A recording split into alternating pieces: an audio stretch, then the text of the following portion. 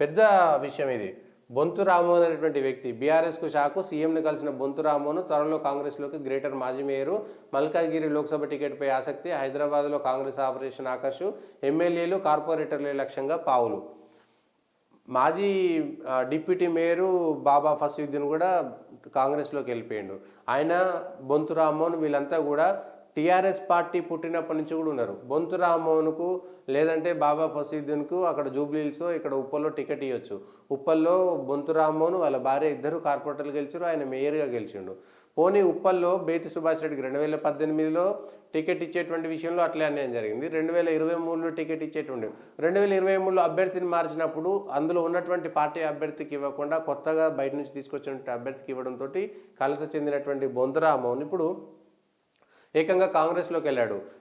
ఇప్పుడే వెళ్ళాడా అధికారం కోసం, అవకాశం కోసం వెళ్ళాడంటే టీఆర్ఎస్ పార్టీ అధికారంలో లేనప్పుడు, పోరాటాలు చేస్తున్నప్పుడు, టీఆర్ఎస్ పార్టీ ఉద్యమంలో ఉన్నప్పుడు పార్టీలో చేరి ఏబీవీపీలో బొంతు రామ్మోహన్ చాలా మంచి పేరున్నటువంటి, మంచి హోదా ఉన్నటువంటి వ్యక్తిగా ఉండి కూడా తెలంగాణ ఉద్యమంలో ఇట్లా టీఆర్ఎస్కు సంబంధించినటువంటి దాంట్లో వెళ్ళి టీఆర్ఎస్ విద్యార్థి విభాగం, టీఆర్ఎస్కు సంబంధించినటువంటి యువజన విభాగానికి అత్యంత కాలం పనిచేసినటువంటి వ్యక్తి, కేటీఆర్కు నమ్మిన బంటుగా ఉన్నటువంటి వ్యక్తి. అయితే మొన్న మెదక్కు సంబంధించినటువంటి 4 ఎమ్మెల్యేలు పోవడము, బాబా ఫసీయుద్దీన్ అదేవిధంగా బొంతు రామ్మోహన్ పోవడము. బాబా ఫసీయుద్దీన్, బొంతు రామ్మోహన్ ఇద్దరు కూడా కేటీఆర్కు అత్యంత కీలకంగా దగ్గరగా ఉండేటువంటి వ్యక్తులు.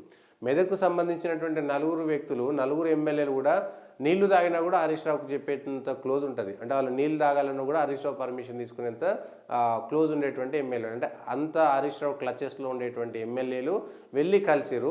ఇప్పుడు టీఆర్ఎస్కు సంబంధించినటువంటి కేటీఆర్కు అత్యంత దగ్గరగా ఉండేటువంటి వాళ్ళు, పొద్దున్న లేస్తే రాత్రి దాకా కలిసి ఉండేటువంటి వాళ్ళు అంటే బాబా ఫసీయుద్దీన్ వీళ్ళిద్దరు.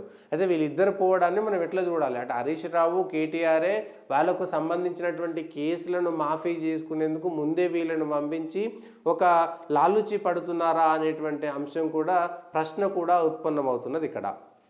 ఎందుకంటే అంత సింపుల్గా పోరు. వాళ్ళకు సంబంధించినటువంటి అనేకమైన రాజకీయ లావాదేవీలతో పాటు వ్యక్తిగతమైనటువంటి అనేకమైనటువంటి లావాదేవీలు కూడా కలిగి ఉన్నటువంటి నాయకులు వీళ్ళు.